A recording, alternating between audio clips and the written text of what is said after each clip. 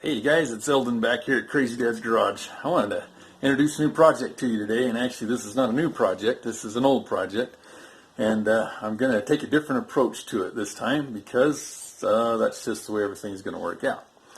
So several years ago, I was living in Idaho, drove out to Denver, Colorado to my sister's neighbor's place, and he had a whole bunch of cars just stuffed in his backyard and his garage and several different places like that.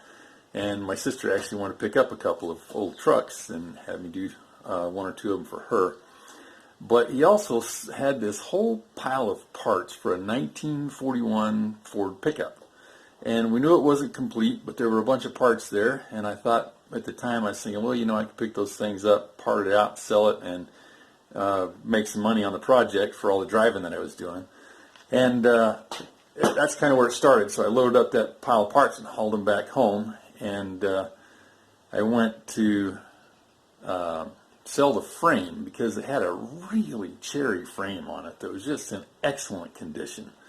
And I went to sell it, and I don't remember if I put it on eBay or Craigslist or what I did with it. But anyway, I got a contact back from a guy that wanted it, and he says, well, I want you to make a positive identification of it for me. And we got to looking at it, and we figured out that, hey, it wasn't actually a Ford pickup frame.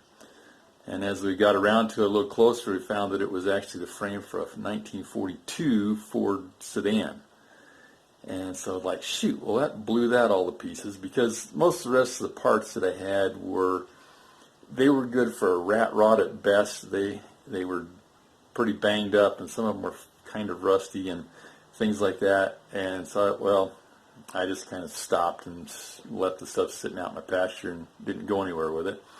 But I don't know, it was a while later, I was out looking at those parts, and I've got, geez, well, I got a frame over here, I got a cab there, and a bed, and some doors, hoods, and fenders, and you'll see in the pictures and things. And I thought, well, you know what? If I just chucked most of it, and I love T-buckets. I thought, well, you know what? I could build myself a pretty lightweight kind of a hot rod, rat rod thing out of just the cab and the frame, and build it kind of T-bucket style. And so I started out down that path. I drug the thing into my shop and started to work on it. And it's funny because I just started finding parts that I had for it here and there. And as I started the project, I'm like, okay, well, I've got most of the body that I want. I've got a pair of seats that I took out of a car that I used for parts that were in really nice shape. I had an engine and transmission, a small block Chevy and a Turbo 350 that had been completely rebuilt, and I detailed them and painted them 20 years ago. And just sitting on an engine stand in my shop. Didn't know what to do with it. So I had that sitting around, and I'm going, geez, I've got a rear axle for it out here, and I've got some parts to make myself a dropped axle for the front. Got brake systems. Geez, I started thinking, okay, maybe I can put this thing together and not spend a lot of money on it. Again, back to the Crazy Dad's Garage low buck approach, right? And so I started into it, and it just kind of fell together. I mean, I had to do a lot of fabrication work on it, but things fit, and every time I would need some new assembly, I'd go out in my scrap pile, and lo and behold, there it would be, just the pieces I needed. To the point that I got the thing basically to the rolling car stage, and I hadn't spent any money on it. I mean, literally less than $100, and it was crazy. So it kind of sat around for a while because I didn't have money to spend on it, and then some things changed, and it got to the point where I was going to need to be moving from there. And I thought, well, I've got all these parts accumulated for this thing, so I can move them all in boxes, and that'll be a giant hassle. Or I can just buckle down and put this thing together. And so I did. And I got it. It's still not running completely, but it's close. Really, we're down to the point where we just lack wiring on it. For the most part, I got a couple things that I'm going to still need to do, but it's come along. It's a fun project, and I'm going to roll out to you here all the things that I've done on it, because it fits really good in with our Crazy Dad's low buck theme that we do here. I'm literally to the point that it's, like I said, it's almost ready to go on the road, and I probably still haven't spent $1,000 on it. And it's a pretty fun, cool looking truck, and everybody that sees it loves it. And so I'm just going to walk you through that process. Again, it's not the same thing as a lot of these other vehicles we're buying that run, but if you're going to build a hot rod, you know, that's something that old, you're probably going to spend a whole ton more money on it than what I've got in this thing. So anyway, the one drawback is all of the picture I've got of it are still photos, because I just wasn't taking video at that time. And so I'm going to put this together with a bunch of still photos, doing a voiceover describing what I'm doing on it. And it'll go, I've seen a lot of that kind of stuff on YouTube and things, so I think it'll work out pretty good. Plus, again, it's going to be one of those deals that I think you can learn a whole ton of stuff from, and maybe even it'll inspire you to go out and do your own thing. So this is the intro video. I'm going to flip it around here and quickly walk you through some photos of some of the parts that I started with, and then we'll take it a segment at a time, just like I've been doing on everything else on the Crazy Dad's Garage. And I hope you enjoy it. I think it'll be a lot of fun, because this one, instead of being something fairly new, which we've been working on stuff from the 70s, which isn't exactly new to you guys, but it's not a 1930s or 40s style hot rod. So that's what this one's going to be, and it's going to be a little different take on everything. So anyway, I hope you enjoy it. Here's the rest of the intro. Well, here's what I've got. I thought I would start out with some pictures of how the thing has ended up so far. And actually the worst pictures I have of the whole project are these finished ones of it, because it was sitting outside my shop and not in great condition, or the lighting conditions were not very good that day. But anyway, you can kind of get a feel there for what it looks like, and at this point.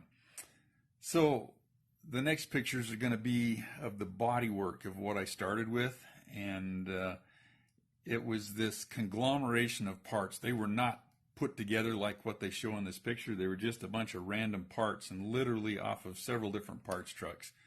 And I have them stacked up there together so that they actually look like a vehicle, but they weren't. As you can see, it's got a white bed on it, but I had that bare cab. Everything was stripped out of it. I did have a driver's side door. In fact, I had two doors, but neither one of them were in very good shape. I only had one front fender and one running board for the right side, and I had the bed, which was fairly rusty, and two rear fenders. And that's really what I had to start with. And so it was not a match made in heaven. It was just a bunch of parts to start out and offer you the basic shape of what you're going to get started doing.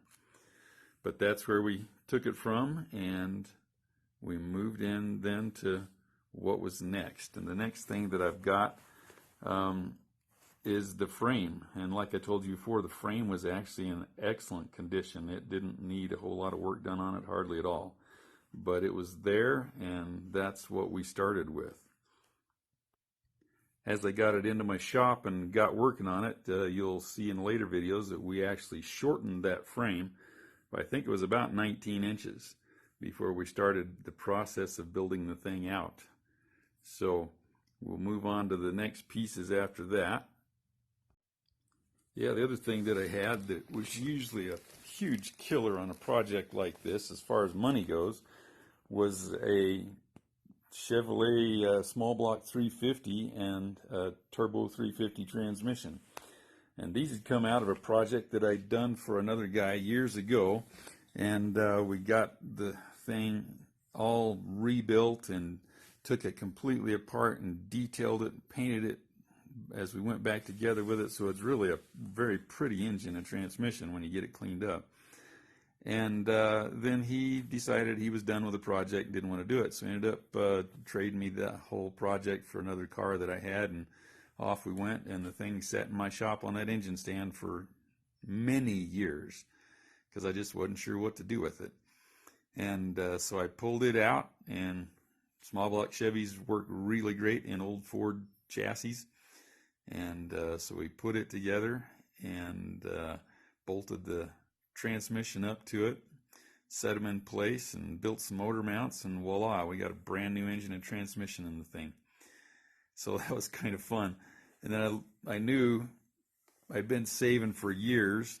I had went through a phase where I was rebuilding a lot of totaled cars, and I'd bought a parts car, and it had a really nice pair of bucket seats in it. And so the seats came out of it was probably a 2000-ish Pontiac, Chevy Cavalier, whatever, the Pontiac Sunfire.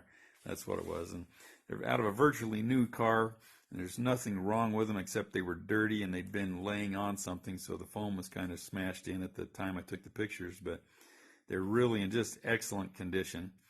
And so I knew I had them, and it was just kind of like everything was sitting there waiting to be put together. And that's kind of my starting point on it. And like I said, every time I'd turn around, I'd go looking for a part, and boy, there it would be sitting right there in my parts pile. And it's kind of come together to be just a really fun truck. I really love the way that it looks.